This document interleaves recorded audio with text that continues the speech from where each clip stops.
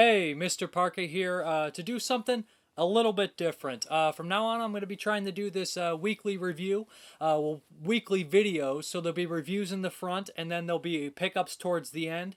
There'll be also added things in here.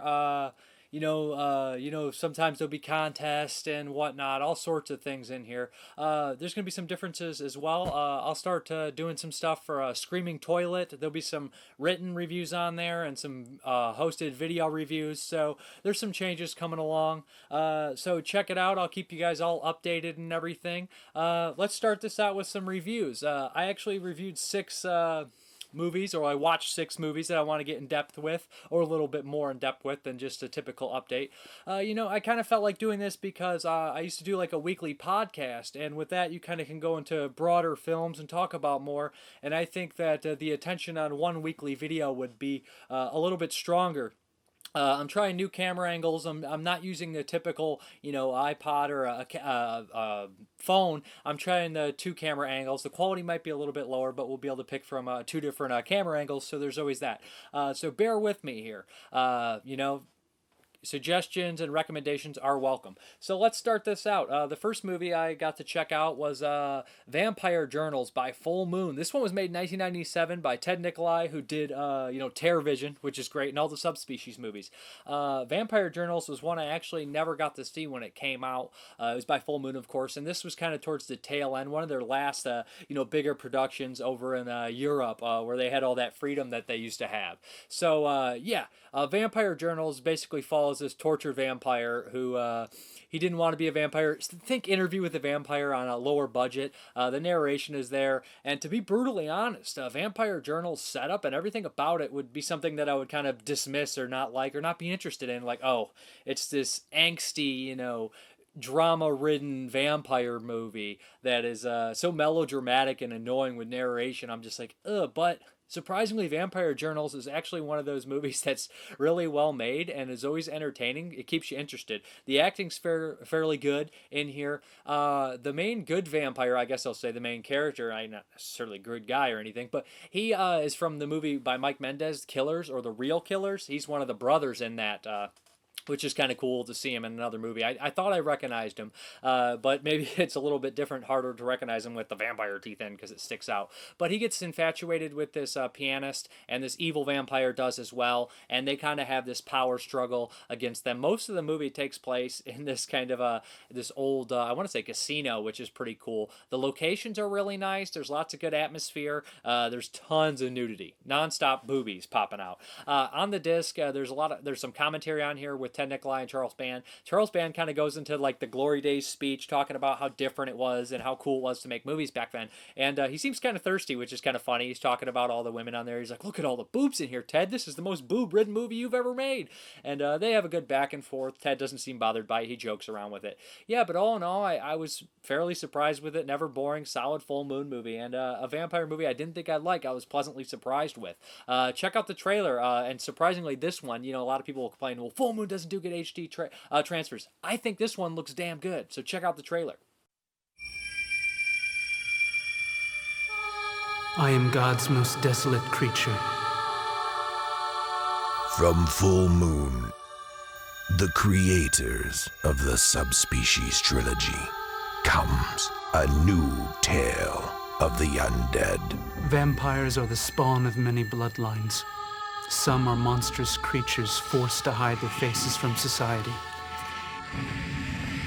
Others are beings of age-old grace, walking freely through the world of mortals. A fate of endless nighttime, an endless hunger for innocent blood.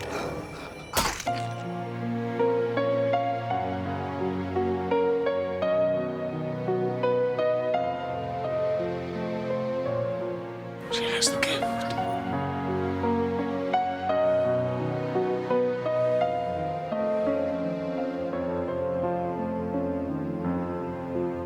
For me, there is no comfort, no rest.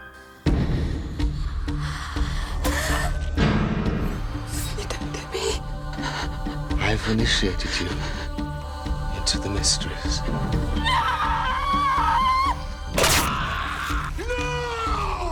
A vampire slayer.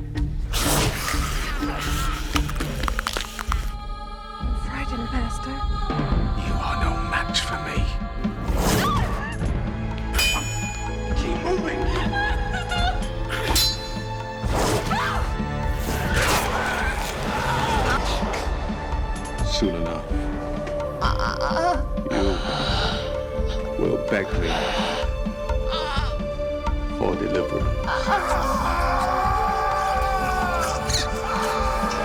The Vampire Journals.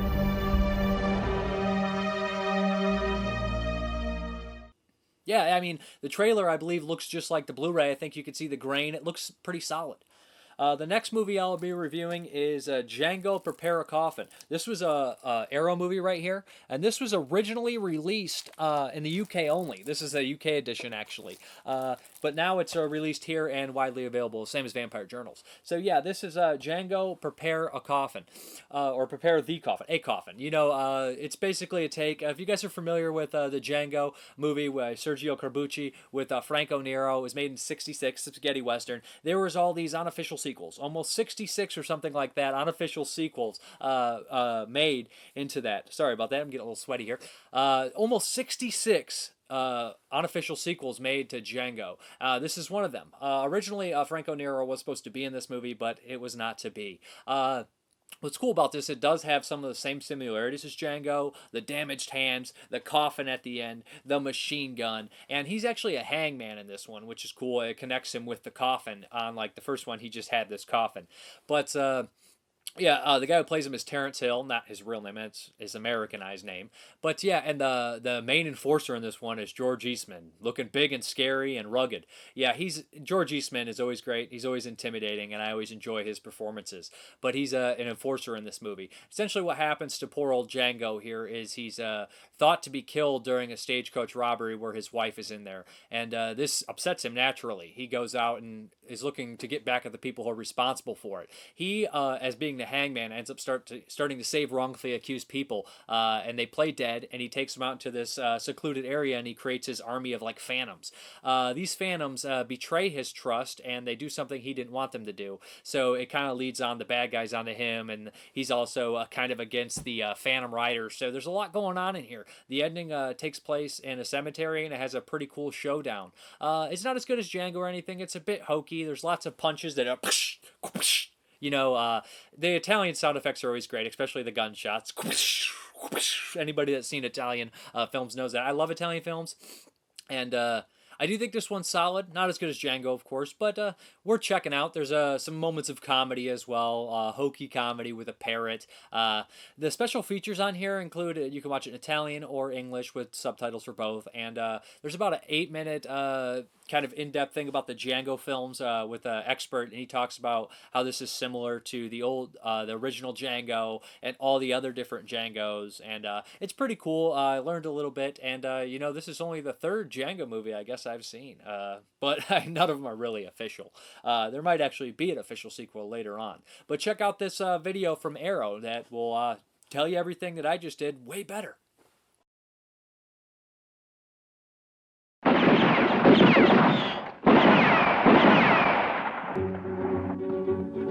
Who is he? The local hangman. Goes by the name of Django.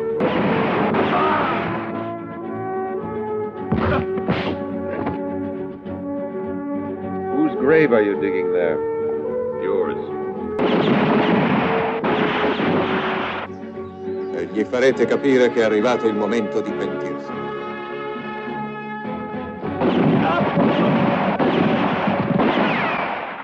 Django was the most prolific and popular of the many Cinecittà pistoleros who roamed the Italian West in the 60s.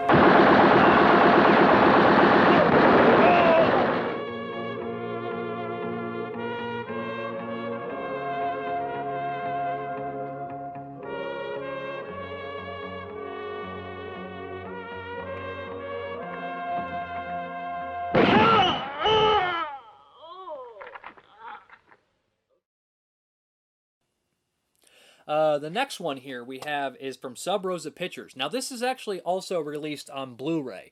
This is Cannibal Messiah. And somebody was like, man, you got to check out Cannibal Messiah. I think it's right up your alley. You know, Sub Rosa is a good company. They do a lot of cool things. This one has been recently released on DVD and Blu-ray, like I said. So I checked out the DVD.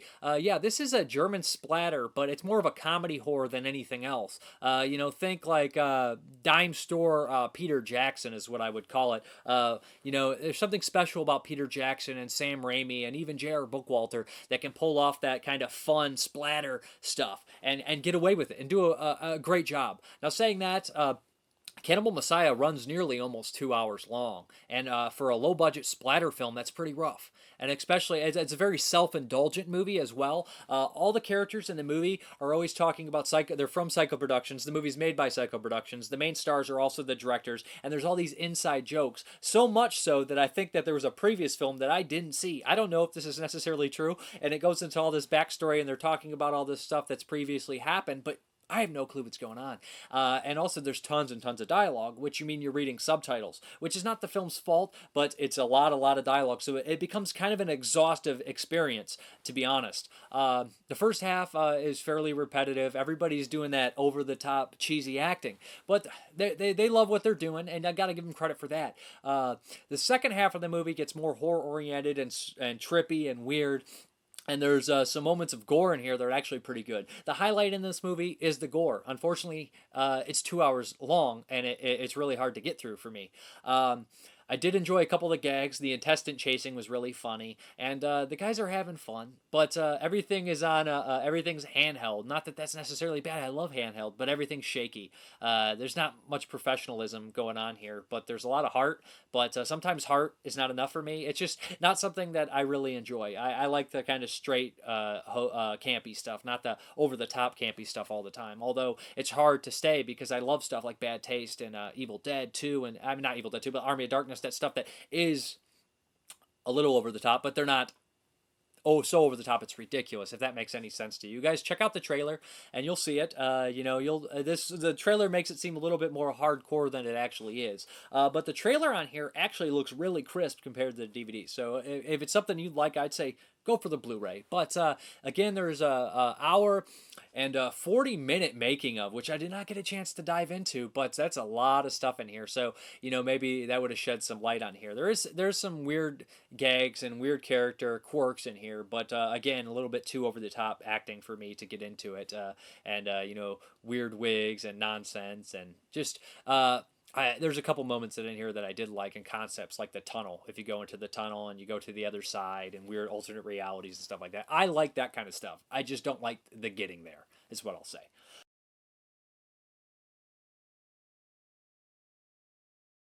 Kannibalismus. Ein Verhalten so bestialisch, dass man traditionell glaubte, es nur in primitiven Kulturen und auf exotischen Inseln antreffen zu können.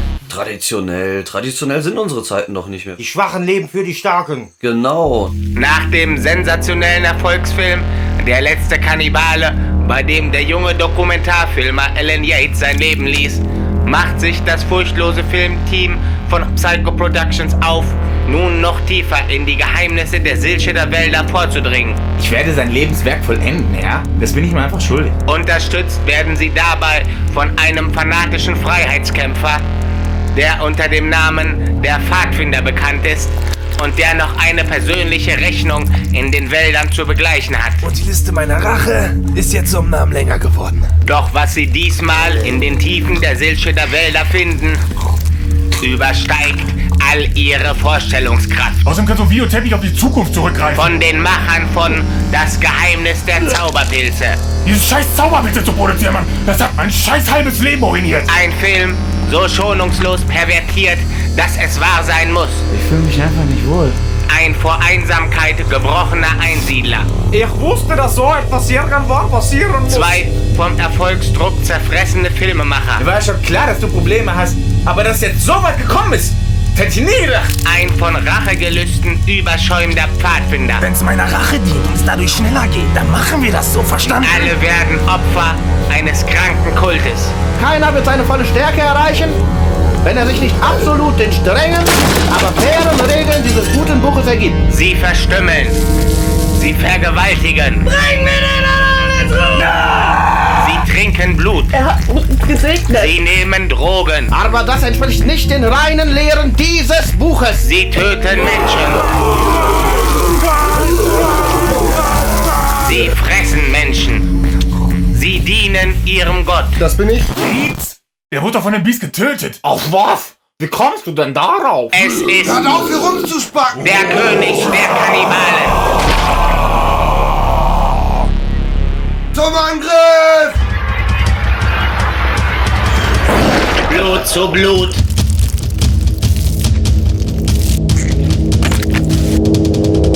Knochen zu Knochen.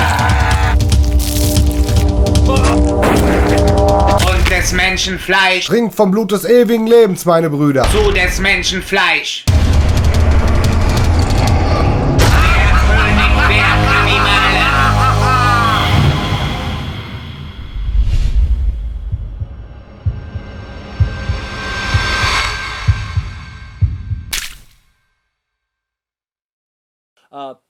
The next movie is actually, I got it in a box set. I've been on kind of a Sam Peckinpah kick, but this is the Ballad of Cannibal Hogue. And this was, I believe made 1970. Sam Peckinpah here. This is Jason Robards in it. Jason Robards is Sometimes They Come Back, Once Upon a Time in the West. He's a classic actor. And this actually came in a Sam Peckinpah box set. This was just announced to get a Warner Archive Blu-ray, which is really freaking cool. I updated it. I bought the DVD set, and then I updated it on my HDX on Vudu so I could watch in HD. Let's get into this. This one is roughly around 2 hours as well, but the cast in this movie is phenomenal. You got David Warner, Jason Robards, who I already stated. You got R.G. Armstrong, Slim Pickens, Strother Martin, L.Q. Jones, and I believe I'm probably missing a couple people as well. But, it just has all these bizarre people in there that I love seeing. R.G. Armstrong, he's in a lot of stuff. Prune-Face Predator. He's in Dick Tracy, Predator, Stay Hungry, Evil Speak, which is really cool. But yeah, this movie is bizarre. It's a comedy western drama movie, and Jason Robards carries this movie, man. Not that he's the only thing good about it, but he's a very interesting character, and he's a very real character, and he has flaws. He's not perfect, but he's interesting. What happens to him is a couple no good guys leave him in the desert to die. They're traveling together. They say there's not enough water for all of us, and they leave him to die. And in the very beginning of the movie, he's wandering through, saying, "Lord, I'd really like a glass of water about now." But of course, he doesn't find water from the Lord, but maybe he does. But he finds a watering hole. And instead of, drinking the water and catching a ride on a stagecoach, he realizes there's no water for miles here. So he goes into business. He opens up his own watering hole at that place and makes a name for himself. Meanwhile, he falls in love with a prostitute. But in the back of his mind is always revenge for the two men that did him wrong, Strother Martin and L.Q. Jones. So eventually they come around. And without giving too much away, things take, a turn. But he is a complicated man, and he understands some things. It's a movie about masculinity, and just in some ways, a lot of Peckinpah movies are about masculinity. Think Straw Dogs, and just that weird kind of feeling in there. But the soundtrack is kind of very memorable songs in there. Sometimes very upbeat, but the ending is so tragic. But the way that this character in particular it's bizarre. But David Warner plays this really creepy, pervy priest who's actually one of the main characters too, which is kind of surprising. He would play a pervert in another Peckinpah movie, Straw Dogs, uncredited. But yeah, that's kind of it's a very interesting movie. It's a comedy, western drama, but it's really unique, and I enjoyed the hell out of it. I never seen anything quite like it. It's kind of strange how these old movies weren't afraid to have comedy in them, but without crossing that line to being stupid. It's just a little hokey at times, but still it somehow comes together and it makes this interesting movie that's entertaining on all sorts of levels.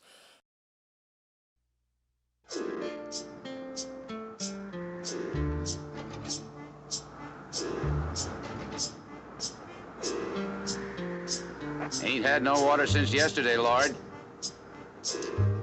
Getting a little thirsty. Just thought I'd mention it. Amen.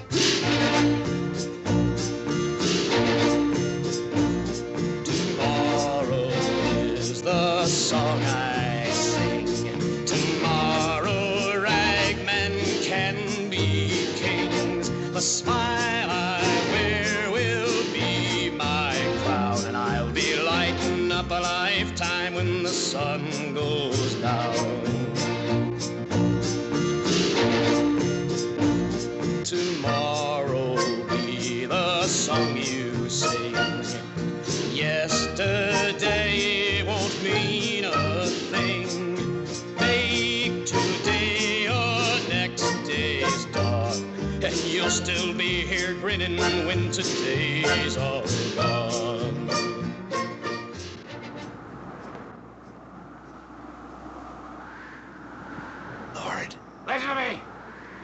to me. Careful now. You're about to get my dander up. Cable Hogue says, ask, and ye shall receive. Cable Hogue says, seek and ye shall find. Cable Hogue says, do unto others as you would have them do unto you. Cable Hogue, a rugged breed, the pioneer. Pitted against the relentless wilderness, face to face with irresistible forces of nature, battling the overwhelming odds alone with little more than naked courage and his bare hands, wresting from the heartless wasteland, a place to call his own. This is the pioneer. This is the man whose faith, stamina, and risk capital conquered the frontier and carved the Wild West into a nation. This is the Ballad of Cable Hogue. Welcome to Cable Springs. Tomorrow be the song you sing. Yesterday won't mean a thing. Make today your next day's dawn, and you'll still be here grinning when today's all gone. That is the Ballad of Cable Hogue. Then we have a movie. I actually upgraded this on Vudu, so I didn't get a chance to pop in the Blu-ray. I've had it for a long time. It is The Dirty Dozen. So this Blu-ray hasn't even been opened, so I haven't got to check out the features, unfortunately. But The Dirty Dozen, I grew up watching The Dirty Dozen. I remember the first time I saw it. This was my grandfather's house I'm in. This is the basement. And I live here now, but my grandfather has passed, and I watched The Dirty Dozen in this basement for the first time. I used to come down, I used to live down the street with my parents, when I was a young kid, of course, and on the way to the bus stop, I'd go early, a couple hours sometimes, and just hang out at my grandpa's house, go in the basement and watch movies, play video games. And I put in The Dirty Dozen down there to check it out, and it's a long movie, 2.5 hours long. And I remember I got right to the right when they were about to attack the Nazis, and I had to go to school. And I remember running home from the bus, ready to finish The Dirty Dozen. If you guys don't know the story of The Dirty Dozen, or you haven't seen it, it's basically these 12 convicted men, or damn men. They're convicted military men, and they're either gonna have long prison sentences or be put to death. Instead, Lee Marvin is basically forced on this mission. He's a major to take these men, train them, and release them on the Nazis and kill as many officers as he can. It's basically a suicide mission. This movie probably has the best cast in it that has ever existed. You got Lee Marvin, Richard Jackal, Ernest Borgnine, Ralph Meeker, Robert Ryan, George Kennedy, and those aren't even the guys in The Dirty Dozen. The Dirty Dozen are Charles Bronson, Jim Brown, Clint Walker, Donald Sutherland, John Cassavetes, Telly Savalas, Trini Lopez. It's just an amazing cast and an amazing movie. The first part of the movie is them training, introducing to the characters, and you get a feel for these people. You start to see their relationships and them bonding over the hatred of Major Reisman, or then realizing Reisman's not necessarily the bad guy here. It's a great movie, to be honest. And at the end they go on the mission, and it doesn't end well for The Dirty Dozen. But like I said, Robert Aldridge did this movie. He did Whatever Happened to Baby Jane, and he had to be one of the best directors ever, because the personalities in this movie must have been impossible to control, to be honest. All these different personalities, Telly Savalas, Charles Bronson, John Cassavetes, Lee Marvin, like I said, Ernest Borgnine. The cast is incredible. The movie's incredible. And I realized something very about this movie and about films in general while watching it. I don't need blood when they go off. When guys get shot, as long as the movie's great, I don't care if there's any blood when the guys get shot. I'm a big squib guy. I love squibs, but I'd rather see no blood than CGI blood spray. That's just how I am. I don't know why. It's just, I like it aesthetically without blood. I'd rather see the zoomed guys' faces getting shot. And another thing about this movie is they care about their characters. There's no unceremonious deaths in here. When one of the Dirty Dozen or another character bites it, all the guys, they might be a 2-second clip of one of the guys' faces being like, oh no, or move him, don't let him lay there. But yeah, Just a great movie, and all the dialogue in the movie is priceless. This kind of dialogue with the characters and the quips and they come back with makes me laugh. There's so much more than a comedy nowadays. I find this kind of stuff funny. The witty humor, like I said in here, with the characters. Lee Marvin's back and forth with Robert Ryan, or the stuff John Cassavetes mumbles under his mouth when he's complaining, or just the, I know it's not necessarily supposed to be funny, but Telly Savalas is actually scary and funny at the same time because he's so ridiculous in this movie. Telly Savalas is a maniac, and I love it in this movie. But regardless, The Dirty Dozen is an amazing film, made 1967, and it's probably my favorite war movie. You guys got to check out the trailer after this because it's a beautiful trailer as well.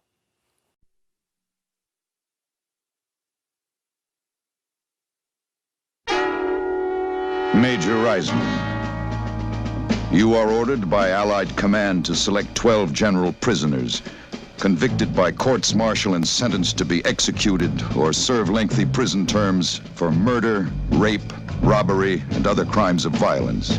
And you will deliver them secretly behind enemy lines in France to undertake a mission of sabotage that could change the course of the war. The 12 men will be known as the Dirty Dozen.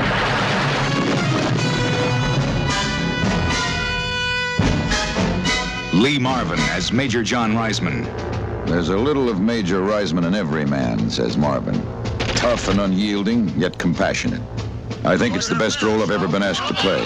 You've all volunteered for a mission which gives you just 3 ways to go. Either you can foul up in training and be shipped back here for immediate execution of sentence, or you can foul up in combat, in which case I will personally blow your brains out, or you can do as you're told, in which case you might just get by. Now you hold it right there. This war was not started for your private gratification, and you can be damn sure that this army isn't being run for your personal convenience either. Ernest Borgnine as General Warden. I'm tired of seeing generals portrayed as desk-bound pen pushers, says Borgnine. So I've played Warden as a rough professional soldier. Robert Ryan as Colonel Everett Dasher Breed. There were officers like Breed, says Ryan, who could never suffer the rules broken or even bend a little. Major Reisman's compliments, sir. Tell him while it's on. You prefer to be captured or destroyed? Jimmy Brown as Napoleon Jefferson. Jefferson is any man fighting for recognition against the odds, says Brown. I think I understand him pretty well. The hell is this? John Cassavetes as Victor Franco. Says Cassavetes. Franco is a petty hoodlum forced to heroism by circumstances beyond his control. We go on that mission, we all get killed. That's what they want. That's what they want. Trini Lopez as Jimenez. He's crawling with hate. Charles Bronson as Vladislaw. The last guy in the world you'd expect to be a hero. Telly Savalas as Archer Maggot. Maggot is a maniac, says Savalas. His religious fanaticism can never be moderated or quelled. It is a constant danger. Clint Walker as Samson Posey. An Indian with war paint smeared on his soul. Train them. Excite them. Arm them. And turn them loose on the Nazi High Command.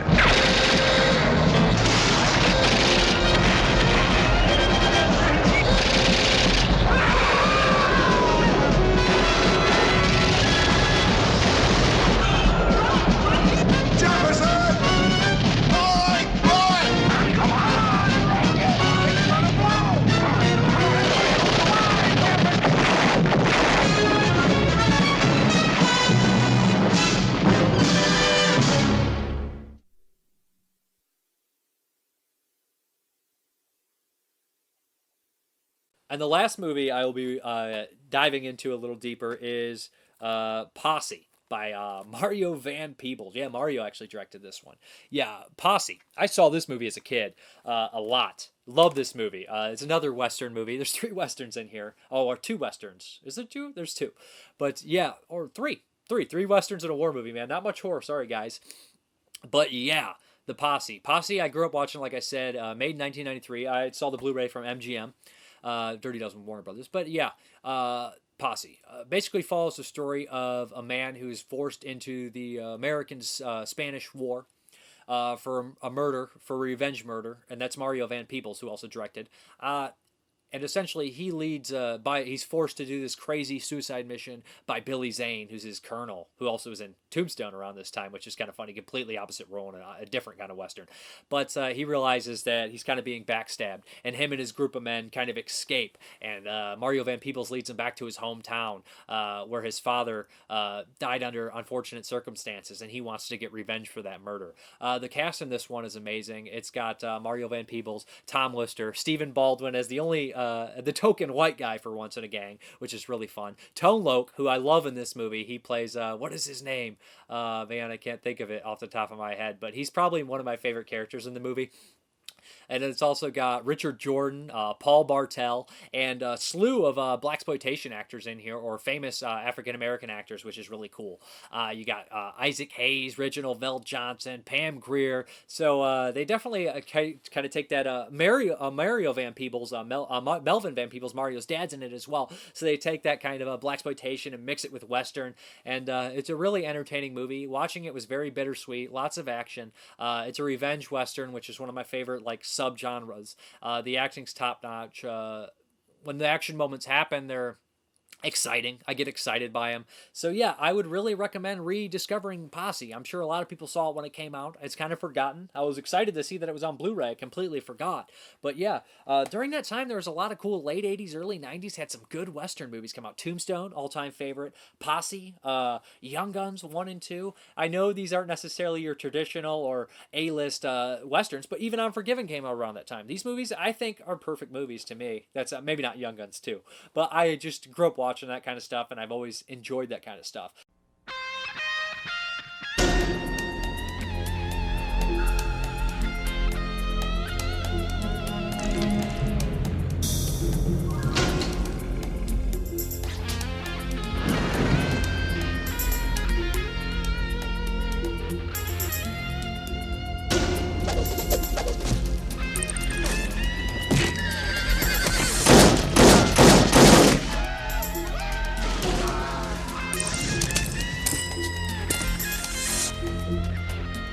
Come on, you weren't shooting on our men. Money's great. Booze is all right. But for me, it's the thrill.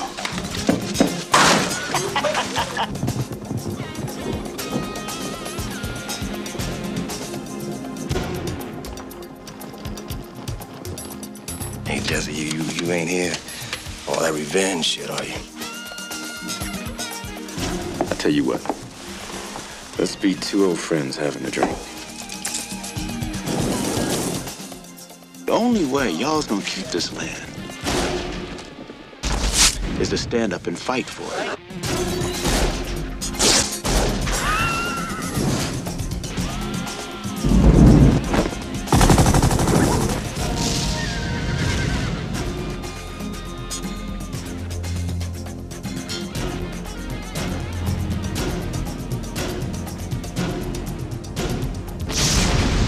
We got to go to hell. Someday. When you get there, tell them Jesse Lee sent you.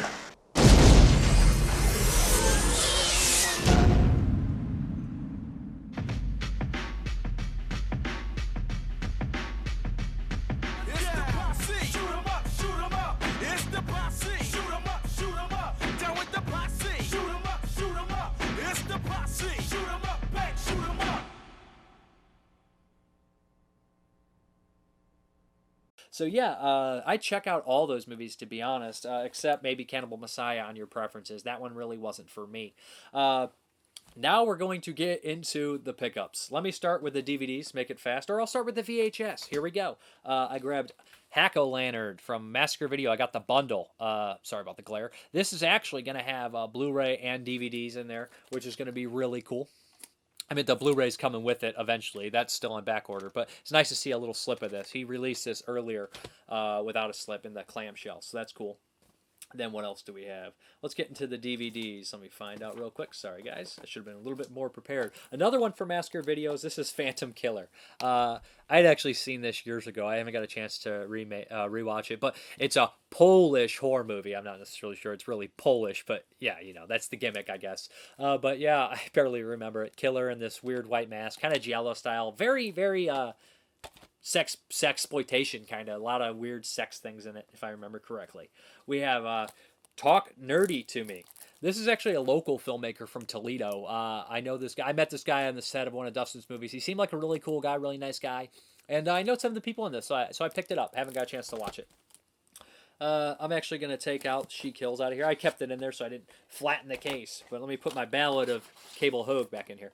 But we have She Kills. I reviewed this a little bit ago. This is by Ron Bonk. Like I said, I love what SRS is doing. This one really wasn't for me, so sorry about that. But a lot of people will dig it, like I said. It's just not for me. Then we have the Sam Peckinpah Western Collection. I got this, even though Ride the High Country is already on Blu-ray and I already have the Wild Bunch. I got it because Ride the High Country, the Pat Garrett and Billy the Kid, and the Ballad of Cable Hogue, all four of them were about $24. I don't think you can get the three I wanted for cheaper than that. And plus, I can upgrade these all to HDX on Vudu, which is really cool. But you guys know, Ride the High Country, I've not seen that one.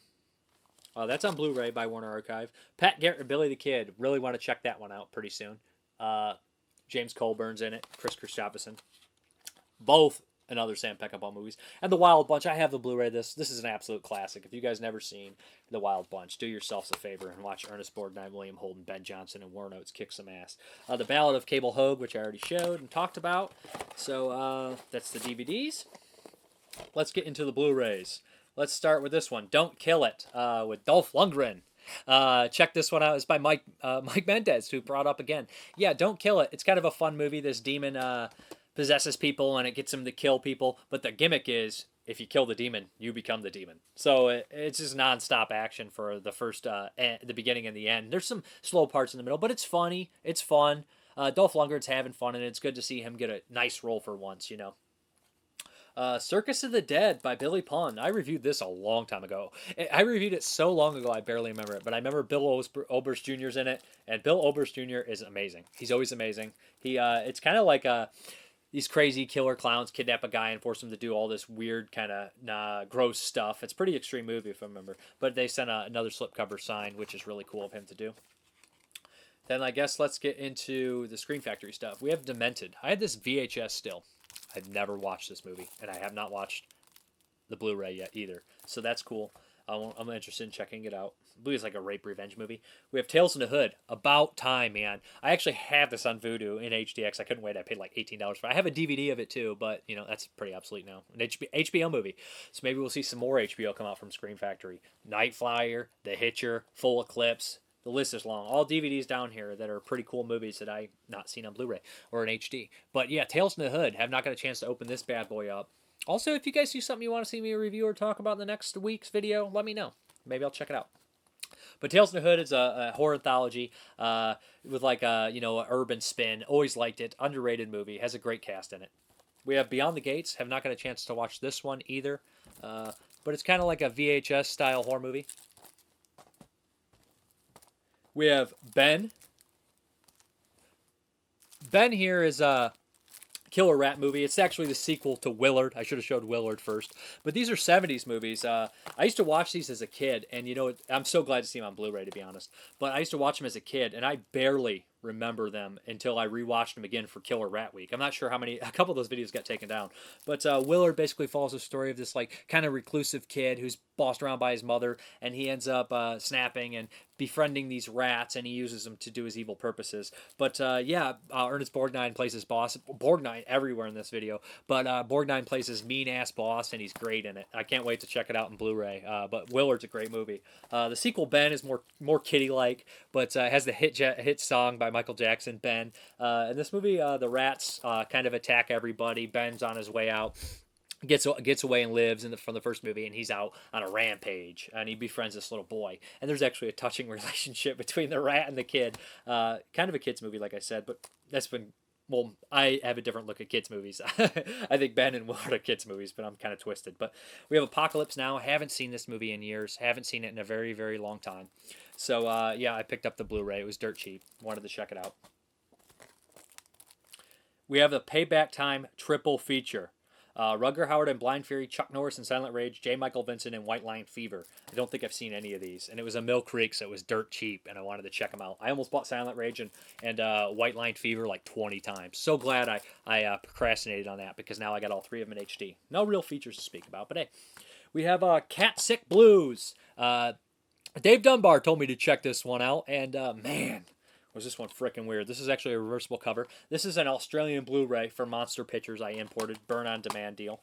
It's got a reversible cover, but this movie is freaking bizarre. I don't even know where to go into about this one, but yeah. Essentially, this if it's one of those movies that if you didn't read the back of the case, you wouldn't know what the hell's going on. This guy's cat dies.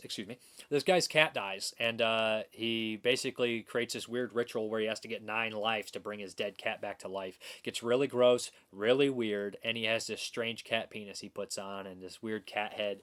Not necessarily sure how I felt about the movie. I thought the beginning and the end were kind of cool, better. And there's a chunk in the middle where I'm like, I could do without some of this. It's just, it drags a little bit. I don't want to sound, but it is very unique and different. So if you like weird shit, give it a spin. We have triple feature here, a McQueen triple feature, Bullet, The Getaway, and Cincinnati Kid. Dirt cheap for all 3 of them on Blu-ray. Wanted to check those out. We have Cold in July. I've not got a chance to rewatch this, but I have seen it. I think I watched it on Netflix. This movie's freaking phenomenal. I don't want to give too much away, but these 3 guys, it kind of reminds me of the end of Rolling Thunder, the end of the movie, but I really recommend checking out Cold in July. It actually has Sam Shepard, and it's a good performance by Don Johnson, surprisingly. It has the guy from Dexter as well. So, yeah, Cold in July is a really good, hard kind of crime action movie. We have The Girl with All the Gifts. Not had a chance to check this out, but popular zombie movie that just came out. We have Mondo Weirdo from Cult Epics and Vampiro Sexos. Grab this. Cult Epics has done some pretty cool stuff. If you guys never seen In a Glass Cage, I'd really recommend that one. It's been a long time since I've seen that one, but that one was really intense, I remember. But I had not a chance to watch that. This is the German import of Class of 1999 by Mark Lester. The Class of 1999 is one of my favorite movies. It's one of those ones when I was a little kid, I saw it, and I kind of forgot what it was when I was really young and rediscovered it when I was like 12. And I was like, I fell in love with it again. Forgot it for like 3 years, and I saw it as 12. But yeah, essentially, it's not really a sequel to Class of 1984. This German print, remind you, doesn't necessarily look all that great. It's probably just a DVD upgrade or up convert or something like that. But yeah, essentially it's in the future. The kids are so bad that they program these teachers that are actually like military weapons to be to take over, but no one knows they're robots. The kids don't. The robot teachers are John P. Ryan, Pam Grier, again Pam Grier popping up, and Patrick Kilpatrick. But John P. Ryan steals the show. He hams it up, and this is where you take over the top acting. In this is brilliant because they're having fun, but they're staying grounded and they're robots. So it makes sense. Stacy Keach is also in it. Malcolm McDowell's in it. The little kid from Near Dark is in it. It's just a great movie. A lot of action, a lot of fun, and it's something that I think that the 80s and like 80s are really known for. I love the movie, and Come the Day, the song at the end always gets stuck in my head. We have another German import here, The Demolitionist. I've not seen this. Was cheap. Looked fun. We have, what is this one? Is this The Sweet Body of Deborah? Yeah, this is, I believe it has English subtitles on here to watch. But, yeah, this is a 2-disc edition of the Giallo Sweet Body of Deborah. And it wasn't very expensive. Looks like a nice release. Red Rock West. Pure Cinema Podcast is costing me so much frickin' money lately. A great podcast with Elric Kane from Shockwaves and Brian Sauer. But yeah, these guys are always talking about these movies I've never heard of, and I love movies. A lot of stuff I remember hearing about, never picked up. But they were talking about this movie called Red Rock West. This is from Germany. Dennis Hopper, Nicolas Cage. Kind of crime movie. Wanted to check it out. Strange Days, also from Germany. I think I remember seeing this on the German Amazon before, but I was reminded of it from the Screamcast podcast, another cool podcast. I believe Sean or Brad from that podcast picked this one up on there, and I hadn't seen that in like, I don't know, 15 years, so I wanted to check it out. we got Death Wish 3. I was waiting for a nice edition of this, but it didn't come out. The Michael Winner movie. Michael Winner, insane. Michael Winner and Charles Bronson winning combination. Death Wish 2, Death Wish 3, Shadow's Land, and a couple others. I think The Mechanic and Stone Killer. I've not had a chance to see the latter two. But Death Wish 3. It's funny about the Death Wish movies is 1, New York. 2, L.A. 3, New York. 4, L.A. He like bounces back and forth. But 3 is, New York, I think he goes back to. And he basically fights this weird gang in here. Alex Winter's in there. This whole town basically ends up fighting this horrible gang in there. It's really sleazy and really rapey. You know, it's Michael Winter. So Michael Winter. Yeah, but it's nice to see Ed Water in it, who has a blast. And if you guys have never seen the video that says Death Wish 3 with lasers, go watch it on YouTube. Freaking hilarious. But a very fun action movie, although probably morally corrupt. But I love the Death Wish movies. I can't help it. Death Wish 4, The Crackdown. Surprisingly, I have not seen this one until I got the Blu-ray. But love the hell out of it. John P. Ryan, again, is in this movie. Always great. Danny Trejo's in this movie. Basically, Bronson fights two different gangs and pits them against each other. It's kind of like The Punisher when The Punisher kills the Marvel Universe storyline, where these rich people hire the Punisher to kill the mutants and everybody, the good and bad ones. It's basically that with Charles Bronson killing a bunch of goons on two different gangs.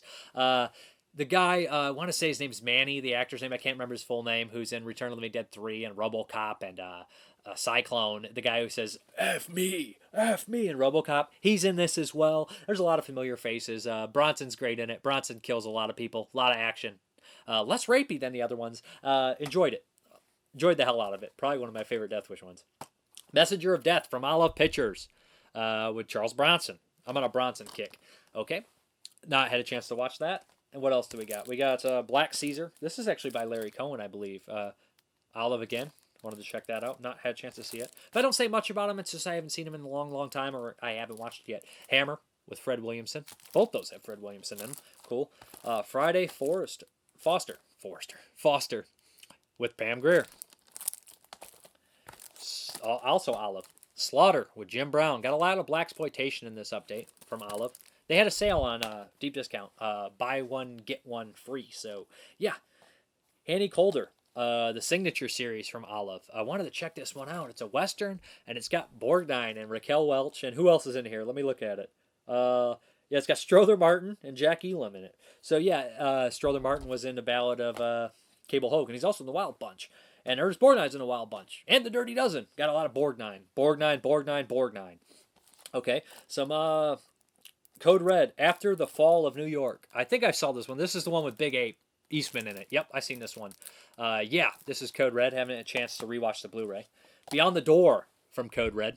Not a chance to watch the Blu-ray. Again, I don't know if I've ever seen this movie. I don't think I have. I think I saw the Eerie Midnight Horror Show, which was another Exorcist ripoff type deal. This is Zedder. Yeah, everybody knows this was A.K.A. Revenge of the Dead. I think every kid in the world who likes zombies rented it. Great case, original cover art with the zombie crawling on the ground. And was disappointed it wasn't a zombie movie. I haven't seen it since then. Don't remember a damn thing, except there's no zombies in this. Maybe one zombie. Delirium. This is not to be confused with the other 2 or 3 movies named Delirium, but this is the Bava one. Lamberto Bava, not Mario Bava. And now we have some Kino. We have the Unholy Four. They also had a sale. Check that out. Eastman's in that one, too. These names, these same characters keep popping up. The Sicilian Clan. I've seen that one. Navajo Joe. This is Sergio Carbucci movie, too. The guy with Django, I believe. But Burt Reynolds in a spaghetti western. I'm in. I'm real in. Steel Justice. This looked really fun. Kino as well. I like the, I was so far behind on Kino. Now I'm like in Olive. I'm just starting to catch up, looking at their catalog. I'm like, I didn't know these were out. It's just like cost me a lot of money. The Revengers. Ernest Borgnine, William Holden. Framed. Joe Don Baker. Absolution. Richard Burton. This one looked really interesting. And I had this DVD. I never got a chance to watch it, but they were selling the shit out of this on Shockwaves. They're playing with fire, so I wanted to update Shockwaves podcast. And now we have the final stretch. Foxy Brown from Arrow. I got the Arrow instead of the Olive because I love Arrow. Lots of features in that. Coffee from Arrow. I believe both those are Jack Hill. Let me double check on that. That's a Jack Hill. And that's a Jack Hill. And finally, I'm not going to open the box, guys. I'm sure other people have done it. But, yeah, I got the Phantasm set. I know I should open it, but that's a lot of work. And I'm worried about screwing it up opening it like that. But, yeah, the Phantasm movies. I've seen all of them except 4 and 5. 1, I recently rewatched, and the print looks great. I watched it on the Wellgo USA Blu-ray. 2 is just a zany, crazy movie. Lots of action in it. Probably the biggest of the bunch. 3 has been years, and 4 and 5 I've not had a chance to watch yet. But that's the update part. Let me know what you guys want to see, possibly in a review, if anything. But finally, I'm also thinking about changing these, altering it a little bit, adding sound effects, cutting some stuff out, and doing this in the podcast form. This video in the podcast form as well. Maybe have guests here and there if you guys would like something like that. Just let me know, for sure. There's going to definitely be, the Shut Up Brandon podcast is going to have some stuff coming up on its feed. Not necessarily Shut Up Brandon with me and Brandon and Dustin necessarily, but there'll be some other things that maybe solo stuff we do. But I'm going to do something special. I do not have the Blu-ray down here, though, but I actually have 2 Don't Answer the Phone Blu-rays from Scorpion and 1 from Vinegar Syndrome, both on open. I haven't had a chance to watch the new Vinegar Syndrome Blu-ray, but I love Don't Answer the Phone.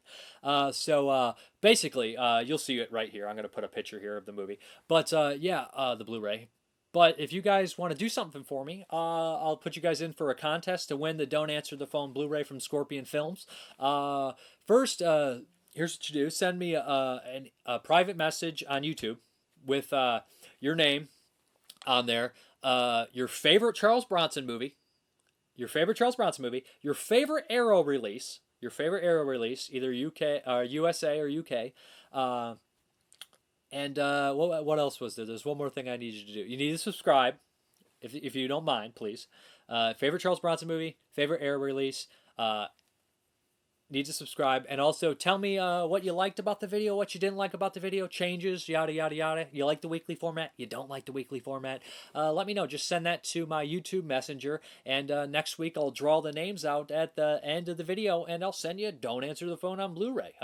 Thank you very much for watching and everything, and I appreciate it, all the feedback and everything, and I like this kind of approach that maybe I can start adding more things in here to make it a higher production as time goes on and do 1 video a week. I think that it would help spread the word about some movies that people maybe not want to pay attention to.